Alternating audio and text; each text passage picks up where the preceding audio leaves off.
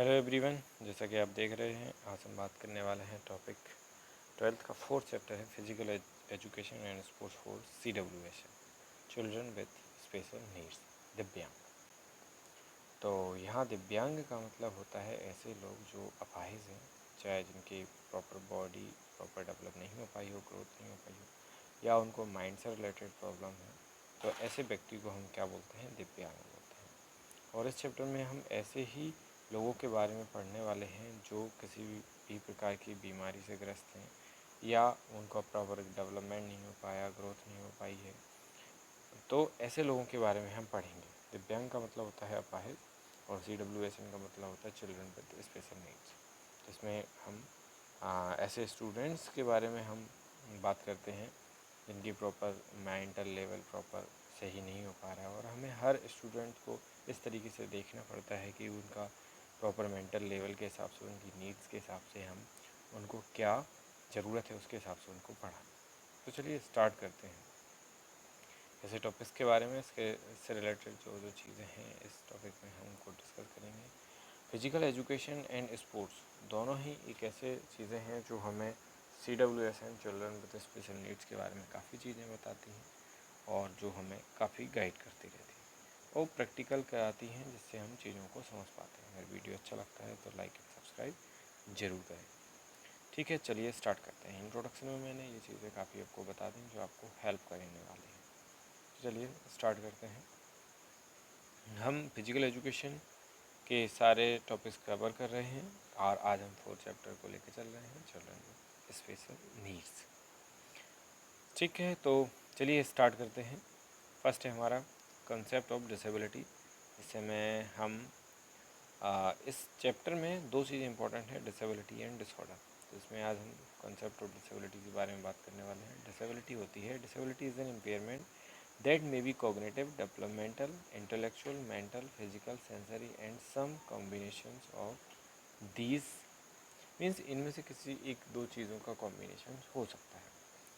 तो इसमें क्या रहता है कि एक तरह से इम्पेयरमेंट है। कॉग्निटिव मीन्स माइंड से रिलेटेड हो सकता है, प्रॉपर डेवलपमेंट नहीं हो पाए किसी व्यक्ति का। इंटेलेक्चुअल्स मीन्स होता है किसी का प्रॉपर माइंड प्रॉपर काम नहीं करा, मेंटल लेवल से सही नहीं है। फिजिकल भी प्रॉब्लम हो सकती है। सेंसरी मीन्स हमारे सेंसेस से रिलेटेड प्रॉब्लम हो सकती है। और इनमें से एक दो चीज़ें साथ में हो या कॉम्बिनेशन हो तो भी वो क्या कहलाते हैं? अपनी कॉम्बिनेशन ऑफ डिसेबिलिटीज़ कहलाती है। तो इसमें काफ़ी चीज़ें हैं जो हमारे बॉडी और हमारे माइंड से रिलेटेड हैं, जिनमें हमारे बॉडी और माइंड इफ़ेक्ट हो जाता है और जिसके वजह से लोगों को प्रॉपर बॉडी में और प्रॉपर माइंड में ग्रोथ नहीं हो पाती। तो ये काफ़ी इम्पॉर्टेंट पार्ट होता है, इसको हमें पढ़ना पड़ता है। चलिए इससे टाइप ऑफ डिसेबिलिटी की बात करें तो टाइप ऑफ डिसेबिलिटी 3 टाइप्स की होती है, जिसमें फर्स्ट है अपना मोबिलिटी और फिजिकल इम्पेयरमेंट, सेकंड है अपना सेंसरी इम्पेयरमेंट और थर्ड है अपना कॉग्निटिव या लर्निंग डिसेबिलिटी। सबसे पहले मोबाइलिटी या फिज़िकल इम्पेयरमेंट। तो जैसे कि आपको पता है फिज़िकल से ही समझ में आ रहा है कि किसी व्यक्ति को प्रॉपर उसकी बॉडी की ग्रोथ नहीं हो पाए, प्रॉपर उसका कोई पार्ट, बॉडी का पार्ट, कोई ऑर्गन प्रॉपर तरीके से उसकी ग्रोथ नहीं हो पाई है, या वो डेवलप नहीं हो पाया, या फिर वो है ही नहीं किसी कारणवश, या किसी एक्सीडेंट या वॉर की वजह से वो चीज़ हमारे बॉडी से हट गई है, या प्रॉपर ग्रोथ नहीं हो पाई है। तो वो सारी चीज़ें किस चीज़ में आती हैं? Physical impairment. तो फिजिकल इम्पेयर्ड के बैंड के बाद अपन सेंसरी इम्पेयरमेंट की देखते हैं। तो सेंसरी मीन सेंसेस से रिलेटेड। सेंसेस कौन कौन से होते हैं? जैसे हमारा दिखना, सुनना, सूंघना, टच, स्मेल, ये सारी चीज़ें हमारे सेंसेस होते हैं। तो इनसे रिलेटेड अगर किसी व्यक्ति को कोई प्रॉब्लम है तो वो क्या कहलाती है?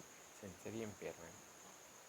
और इसमें कुछ हद तक भी हो सकती है किसी को, और कुछ कुछ को प्रॉब्लम 100% भी प्रॉब्लम हो सकती है सेंसेस से रिलेटेड। तो सेंसेस से रिलेटेड प्रॉब्लम होती है जिस व्यक्ति को वो प्रॉपर तरीके से काम नहीं कर पाता, उसके आँखों से देख नहीं पा रहा है, तो बहुत सारी प्रॉब्लम्स बढ़ जाती हैं और वो भी एक बहुत बड़ी डिसेबिलिटीज़ हो जाती है। तो ये डिसेबिलिटी बहुत ही ज़्यादा प्रॉब्लम क्रिएट कर जाती है, जिसमें सारे सेंसेस या कोई एक सेंसेस या कोई दो सेंसेस हो सकते हैं किसी व्यक्ति के अंदर जो प्रॉब्लम में हो, और वो उसका अपन को बोलते हैं सेंसरी इम्पेयरमेंट या सेंसरी डिसेबिलिटी।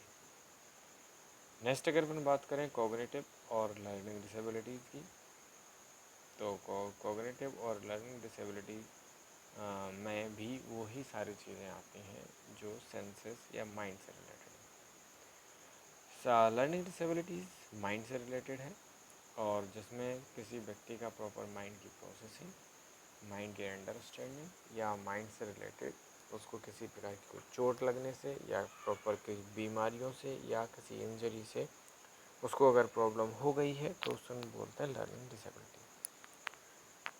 इसमें किसी व्यक्ति का प्रॉपर तरीके से माइंड बोर में या प्रोसेसिंग नहीं हो पा रही है किसी के माइंड की, तो वो इसको अपन बोलते हैं कॉग्निटिव या लर्निंग डिसेबिलिटी।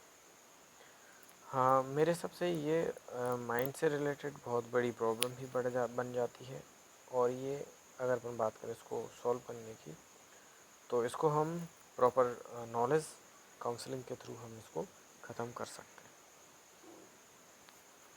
अगर हम बात करें कॉग्निटिव डिसेबिलिटी हो, चाहे सेंसरी डिसेबिलिटी हो, चाहे फिजिकल इम्पेयरमेंट हो, ये सारी चीज़ें जब किसी डिसेबिलिटीज़ होती है तो उसको उसके कौन कौन से रीजन हो सकते हैं, कौन कौन से कारण हैं जिसकी वजह से वो प्रॉब्लम किसी को हुई है। कॉग्निटिव डिसेबिलिटी माइंड को इफ़ेक्ट करती है, और माइंड जिस व्यक्ति का प्रॉपर माइंड काम नहीं कर रहा होता उसको बहुत ज़्यादा प्रॉब्लम्स होती है। कॉजेज़ ऑफ डिसेबिलिटीज़ में फर्स्ट है कैंसर। कैंसर एक बीमारी है जो कि किसी के माइंड बॉडी को इफ़ेक्ट कर जाती है और बहुत सारी प्रॉब्लम्स बढ़ जाती हैं। प्रॉपर उसकी बॉडी काम करना बंद कर सकती है अगर वो कंटिन्यू ज़्यादा टाइम तक रहता है तो ये बहुत बड़ी डिसेबिलिटी के कारण बन सकता है। दूसरा है हार्ट अटैक। हार्ट अटैक से भी लोगों का एम्पेयरमेंट या डिसेबिलिटीज़ हो जाती हैं, चाहे वो माइंड से रिलेटेड हो चाहे वो बॉडी से रिलेटेड हो। तो ये जो हार्ट अटैक के कारण काफ़ी लोग प्रॉब्लम में आ जाते हैं, और ये दोनों फर्स्ट और कैंसर और जो हार्ट अटैक है ये बीमारी बहुत बड़ी है। नेक्स्ट है अपना डायबिटीज़। डायबिटीज़ भी एक बीमारी है जिसकी वजह से लोगों को प्रॉब्लम बढ़ जाती है। एक तरह से एक डिसीज़ है, बीमारी ही है। तो बीमारियों में भी काफ़ी लोगों के प्रॉपर माइंड प्रोसेसिंग बंद कर देते हैं, उनके बॉडी से रिलेटेड भी प्रॉब्लम बढ़ जाते हैं, प्रॉपर डेवलपमेंट नहीं हो पाता है उन लोगों का, तो उसको बोलते हैं कि ये भी एक डिसेबिलिटीज़ का रीज़न हो सकता है और कारण, मतलब प्रॉपर ग्रोथ नहीं हो पाती। मल्टी न्यूट्रिशंस का मतलब होता है प्रॉपर डाइट ना लेना, प्रॉपर डाइट की वजह से प्रॉपर ग्रोथ ना हो पाना किसी व्यक्ति की, और जिसकी वजह से उसको बॉडी इम्पेयरमेंट या माइंड प्रॉपर काम नहीं करता, एनर्जी प्रॉपर नहीं रहती। तो वॉर मीन्स होता है कि किसी लड़ाई में अगर कोई व्यक्ति जा गया है और उसकी वजह से उसको कोई प्रॉब्लम हो गई है, चाहे वो बॉडी से रिलेटेड हो चाहे माइंड से रिलेटेड, कोई चोट लगी, कोई इंजरी हो गई, इसकी वजह से उसकी बॉडी या माइंड काम नहीं कर पाते हैं, प्रॉब्लम्स बढ़ जाती है, तो अपन उसको बोलते हैं कि वॉर से एक डिसेबिलिटी या बॉडी इम्पेयरमेंट हो गया। ऐसे ही एक्सीडेंट से भी लोगों के हाथ पैर में प्रॉब्लम हो सकती है, ब्रेन इंजरी हो जाती है, तो ये भी बॉडी और माइंड को इफेक्ट कर जाता है, और जिसकी वजह से लोगों की प्रॉब्लम बढ़ जाती है। हेरिडिटी की बात करें अपन, तो हेरिडिटी पेरेंट्स से बच्चों में जो चीज़ें आती हैं उसको अपन हेरिडिटी बोलते हैं। तो कुछ कुछ पेरेंट्स की बॉडी में प्रॉब्लम है तो बच्चों में भी हो जाती है, प्रॉपर ग्रोथ पेरेंट्स की नहीं हुई है तो बच्चों की भी उसी प्रकार की ग्रोथ होती है, माइंड में भी वही चीज़ें होती हैं, और प्रॉपर सेट में भी होती है। नेक्स्ट है डिसऑर्डर। डिसऑर्डर क्या होता है? डिसऑर्डर इज अ प्रॉब्लम और illness which affect someone mind and body. Disorder is defined as a state of confusion, a mental physical problem that interrupt normal function। Means ऐसी कोई बीमारी या problem जो किसी व्यक्ति के माइंड और बॉडी को इफ़ेक्ट करती है वो क्या कहलाती है? डिसऑर्डर कहलाती है, जिसमें प्रॉपर एक ऐसी सिचुएशन जिसमें कन्फ्यूज़न बढ़ता है लोगों का, मेंटल फिजिकल प्रॉब्लम बढ़ सकती है, और वो नॉर्मल फंक्शन करने के लायक नहीं रहता, तो ऐसा व्यक्ति क्या कहलाता है? अपना डिसऑर्डर से ग्रस्त होता है। तो डिसऑर्डर भी एक तरह से डिसेबिलिटी जैसा ही है, बस ये कुछ परसेंट में होता है, ये कुछ परसेंट में हो सकता है और ज़्यादा भी हो सकता है। इसमें बॉडी की माइंड और अपन बोल सकते हैं इसको 20% हो सकता है, और इसको जैसे अपन डिसेबिलिटीज़ को अगर 20% तक सुधार सकते हैं तो अपन डिसऑर्डर को 50% तक भी सुधार सकते हैं, 70% तक भी सुधार सकते हैं इसको। तो ये कुछ चीज़ें होती हैं जिनको अपन को अपनाना पड़ता है, जिसकी वजह से हम इसको सुधार सकते हैं। टाइप ऑफ डिसऑर्डर, फर्स्ट है टाइप ऑफ डिसऑर्डर में attention deficit hyper activity disorder. इसमें हमें पहले ही समझ में आ रहा है। अटेंशन मीन्स प्रॉपर जो अटेंशन में ना रहता है, हाइपर एक्टिविटी मीन्स जो व्यक्ति जल्दी गुस्सा हो जाता है, हाइपर हो जाता है।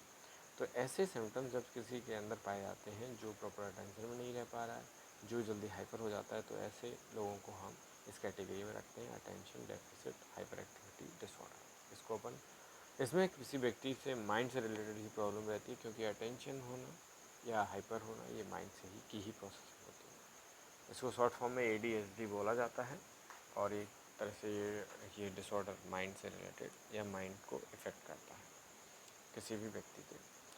नेक्स्ट अगर हम बात करें सेंसरी प्रोसेसिंग डिसऑर्डर, तो सेंसरी प्रोसेसिंग डिसऑर्डर में इसको अपन शॉर्ट फॉर्म में SPD बोलते हैं। अच्छा, attention deficit hyper activity disorder जो होता है वो माइंड को इफ़ेक्ट करने के साथ साथ उसकी प्रोसेसिंग पर भी इफ़ेक्ट डालता है। ठीक, तो अटेंशन डेफिसिट हाइपर एक्टिविटी जो डिसऑर्डर है उसमें माइंड प्रॉपर अंडरस्टैंडिंग में प्रॉब्लम हो सकती है, प्रॉपर प्रोसेसिंग में प्रॉब्लम हो सकती है, ये सिचुएशन बन जाता है। और ऐसे ही सेंसरी प्रोसेसिंग डिसऑर्डर होता है जिसमें अच्छा सेंसरी से वही सेंसेस आ जाते हैं जो कि डिसेबिलिटीज़ में भी थे, लेकिन इसमें इफ़ेक्ट होते हैं, थोड़े कुछ परसेंट में इफेक्ट हो सकते हैं। जैसे मान लो कि किसी व्यक्ति का माइंड के बेस पे कुछ ऐसी चीज़ें बन गई, जैसे मान लो आँखें से दिखता है लेकिन कम दिखता है, सुनाई देता है लेकिन कम सुनाई देता है, प्रॉपर तरीके से स्किन की सेंसिटिविटी कुछ हद तक ख़राब है। तो ऐसी सिचुएशन में अपन बोलते हैं सेंसरी प्रोसेसिंग डिसऑर्डर, जिसमें माइंड के बेस पे एफिशिएंसी क्या होती है, डाउन हो जाती है चीज़ों की, और जिसके बेस पे सेंसेस जितने भी हमारे बॉडी के हैं वो सेंसेस इफेक्ट कर जाते हैं और वो चीज़ें हमें प्रॉब्लम क्रिएट करती हैं। तो सेंसरी प्रोसेसिंग डिसऑर्डर, इसको शॉर्ट फॉर्म में SPD बोला जाता है, जो कि हमें समझ में ही आता है, वर्ड से ही समझ में आ रहा है, इसके तो नाम से ही समझ में आ रहा है, सेंसेस से रिलेटेड प्रॉब्लम से। तो इसके सिम्टम्स भी जेनेटिक फैक्टर्स भी हो सकते हैं इसके। नेक्स्ट है अपना autism spectrum disorder. Autism spectrum disorder, और ये जो डिसऑर्डर है ये हम इसमें हमारा कोई व्यक्ति इंट्रोवर्ट है जो सोशल हो ही नहीं पाता, जिसको अपने राज या अपनी बातें किसी से शेयर करने में प्रॉब्लम्स होती है, जो डरता है ज़्यादा लोगों से, जो केवल अपनी फैमिली के भी लोगों से इंट्रोड्यूस नहीं हो पाता है प्रॉपर तरीके से, नहीं समझ पाता है वो दूसरों को, और घुल मिल नहीं पाता है, और ऐसे व्यक्ति खुद को अकेले ही करते जाते हैं, जिसको हम इंट्रोवर्ट बोलते हैं। तो ऐसी सिचुएशन या ऐसे सिम्टम्स जब किसी के अंदर होते हैं तो फिर उसको बोलते हैं ऑटिज्म स्पेक्ट्रम डिसऑर्डर, इसको शॉर्ट फॉर्म में ASD बोला जाता है। फोर्थ है अपोजिशनल डेफिएंट डिसऑर्डर, जिसमें अपोजिशनल से ही समझ में आ रहा है कि किसी व्यक्ति को प्रॉपर उसको गुस्सा जल्दी आ जाता है, हमेशा आर्ग्यूमेंट करता रहता है, हमेशा लोगों को इरिटेट करता रहता है, और ये तीनों चीज़ें अपोजिशन मतलब अपोजिट में खड़ा करने लायक बना देती हैं, जो कि व्यक्ति को प्रॉब्लम में बढ़ा देती है। तो जिसमें माइंड प्रॉब्लम में क्रिएट हो जाता है और लोग इस और डिसऑर्डर को बढ़ा लेते हैं। अगर इसको अपन को ख़त्म करना होता है तो हम इससे प्रॉपर काउंसलिंग के थ्रू इसको ख़त्म करा सकते हैं, या नॉलेज के बेस पे भी इसको धीरे धीरे ख़त्म किया जा सकता है। इसके रीजंस भी हेरिडिटी भी हो सकती है। ऑब्सेसिव कंपल्सिव डिसऑर्डर मीन्स यहाँ पे हमें ऑब्सेसिव कंपल्सिव डिसऑर्डर को शॉर्ट फॉर्म में OCD बोला जाता है। इसमें ऐसी चीज़ें रहती हैं, जैसे कोई व्यक्ति कोई काम करता है तो उसको बार बार वही काम, मतलब उसको विश्वास नहीं होता खुद पे कि मैंने ये काम किया है। जैसे मान लो कोई लॉक लॉक किया है किसी चीज़ को, देन उसको थोड़ी देर बाद याद आता है कि यार मैंने लॉक किया है कि नहीं किया, प्रॉपर मैं कर पाया कि नहीं कर पाया, तो उसको दोबारा चेक करता है। ऐसे ही उसके काम में रिपीटेशंस होते हैं, जिसके बेस पे वो हमेशा कंफ्यूज रहता है, और उसकी माइंड की जो प्रोसेसिंग है वो हमेशा कंफ्यूज रहती है, प्रॉपर अंडरस्टैंडिंग में प्रॉब्लम आ जाती है। तो ऐसी सिचुएशन को अपन बोलते हैं ऑब्सेसिव कंपल्सिव डिसऑर्डर। ठीक, अगर हम बात करें ऑब्सेसिव कंपल्सिव डिसऑर्डर के बाद, तो नेक्स्ट टॉपिक है अपना डिसेबिलिटी एटिकेट। डिसेबिलिटी एटिकेट्स वो चीज़ें होती हैं जिसमें हम ऐसे किसी व्यक्ति से मिल रहे हैं जो प्रॉपर डिसेबल्ड है, अपाहिज है, जिसको सुनाई नहीं देता, दिखाई नहीं देता, या उसकी माइंड की प्रोसेसिंग प्रॉपर सही नहीं है। तो ऐसे लोग ज़्यादातर, या कुछ कुछ लोग 5% हैं, कुछ 10%, कुछ लोग 25, कोई 50%, कोई 100% भी होता है जो अपाहिज है, और हर कोई व्यक्ति होता ही है, कोई थोड़ा है तो कोई ज़्यादा है। बस जो व्यक्ति थोड़े होते हैं लगभग 99% लोगों में, सब में थोड़ी ना थोड़ी डिसेबिलिटी या डिसऑर्डर होते हैं।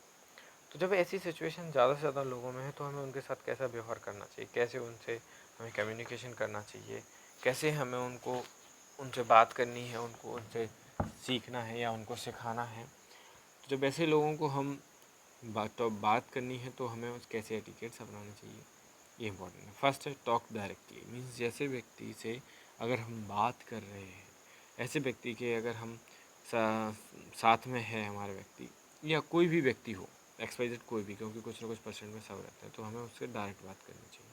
Offer to shake hand, means बात करने से पहले या कम्युनिकेशन से पहले सबसे पहले उसको ऑफ़र करना चाहिए शेक हैंड के लिए। जिससे क्या होता है, वो अपनापन समझे और वो हमसे फ्रीली बात कर सके, बिलीव के साथ वो हमसे बात कर सके या वो हमसे कोई डील कर सके। शेक हैंड करने से अपनापन बढ़ता है और वो हमारे लिए काम कर जाता है। Explain before conversing with visual impairment, मतलब ऐसे किसी व्यक्ति से अगर अपन बात कर रहे हैं जिसको प्रॉपर दिखाई नहीं देता है, तो उसको उससे पहले हमें उसको अपने बारे में बताना चाहिए, और जिससे क्या रहेगा कि हम प्रॉपर तरीके से उससे जो हमारा कम्युनिकेशन होगा वो कर पाएंगे। नेक्स्ट है ask before you help, means अगर अपन ऐसे किसी व्यक्ति से हेल्प करना चाहते हैं तो उससे पहले पूछो, क्योंकि कभी कभी क्या होता है, लोग बदल जाता है कि हमने कब कहा था कि तुम हमारी मदद करो, तुम क्यों मदद कर रहे हो, हमने तो नहीं बोला है, या क्या ज़रूरत है, या मान लो हमसे कुछ गलती हो गई तो वो पूरा ब्लेम डाल देते हैं कि ऐसा क्यों किया तुमने। तो हम चाहते हैं हेल्प करना है लेकिन वो उल्टा हो जाता है, तो इससे अच्छा ये है कि हम हेल्प करने से पहले पूछ सकते हैं। नेक्स्ट है address them with their first name as with other, हमें सबसे पहले ऐसे किसी व्यक्ति से मिल रहे हैं तो अपना नाम या उसका नाम पूछना चाहिए, जिससे जो कम्युनिकेशन है वो प्रॉपर हो सके और बाद में भी वो याद रख सके और हम उसको याद रख सकें। तो ऐसी चीज़ें भी हमें अपने हैबिट में रखना चाहिए ऐसे लोगों से अगर अपन मिलते हैं तो। नेक्स्ट है अपना लेसन देम केयरफुली, मतलब ऐसे किसी व्यक्ति से अगर अपन मिल रहे हैं, बात कर रहे हैं, तो ऐसे किसी व्यक्ति से जब अपन बात कर रहे हैं तो उसकी बातों को क्लियरली सुनना चाहिए, जिससे क्या रहे उसको अच्छा फील हो, वो प्रॉपर कंफर्टेबल रह सके अपने हमारे साथ। तो वो चीज़ भी बहुत इम्पोर्टेंट होती है ऐसे कम्युनिकेशंस में। दूसरी बात करें ऑफ़र फॉर हेल्प, मीन्स हमें हेल्प करना हो चाहे हमें हेल्प लेनी हो, ऐसे व्यक्ति को हमें पूछना चाहिए। स्पीक क्लियरली एंड स्लोली, ऐसे किसी व्यक्ति से हम अगर बात कर रहे हैं तो उससे क्लियर वर्ड्स में बात करना चाहिए, सिंपल वर्ड्स में बात करना चाहिए, जिससे कन्फ्यूजन की स्थिति बने ही ना। स्लोली बात करना है जिससे क्या रहे कि उसको प्रॉपर समझ में आ सके सारी चीज़ें, और जिससे हमारा जो कम्युनिकेशन है वो प्रॉपर हो पाए। तो ये सारी चीज़ें हमने चैप्टर में पढ़ी हैं, और इसके अलावा इसमें और कुछ है ही नहीं। हमने टाइप ऑफ डिसऑर्डर देख लिए, तो हमने 5 टाइप्स के डिसऑर्डर के बारे में बात की। डिसऑर्डर के बाद डिसेबिलिटीज़ के रीज़न समझे, और यही रीज़न्स डिसेबिलिटीज़ के साथ डिसऑर्डर के भी यही रीज़न्स होते हैं, और क्योंकि डिसऑर्डर भी कारण हो सकता है और डिसेबिलिटी भी के भी यही रीजंस होते हैं, ज़्यादातर सिचुएशंस में यही प्रॉब्लम रहती है। टाइप ऑफ डिसेबिलिटीज़ हमने देख लिया, कंसेप्ट ऑफ डिसेबिलिटी देख लिया हमने, इससे हमने काफ़ी चीज़ों के बारे में बात कर ली। हम फिज़िकल एजुकेशन के 4 चैप्टर्स, क्लास 12 के 4 चैप्टर के बारे में बात कर रहे हैं, physical education and sports for CWS। अगर आपको अच्छा लगा है तो लाइक एंड सब्सक्राइब आप ज़रूर करें, क्योंकि मैं चाहता हूँ कि ऐसे ही वीडियो और अच्छे वीडियो आपको मिलते रहें। और अगर किसी भी प्रकार की कोई प्रॉब्लम है तो आप मुझे कमेंट कर सकते हैं। और इस चैप्टर के बारे में इससे ज़्यादा इसमें और कोई इम्पोर्टेंट पार्ट ही नहीं है, और मेरे हिसाब से इसमें कुछ पार्ट बचा ही नहीं है जो अब डिस्कस करने लायक हो। तो ये फुल वीडियो है इस चैप्टर का। मैं विनय भार्गव आपको इसी तरह से वीडियो देता रहूँगा। मिलते हैं नेक्स्ट वीडियो में।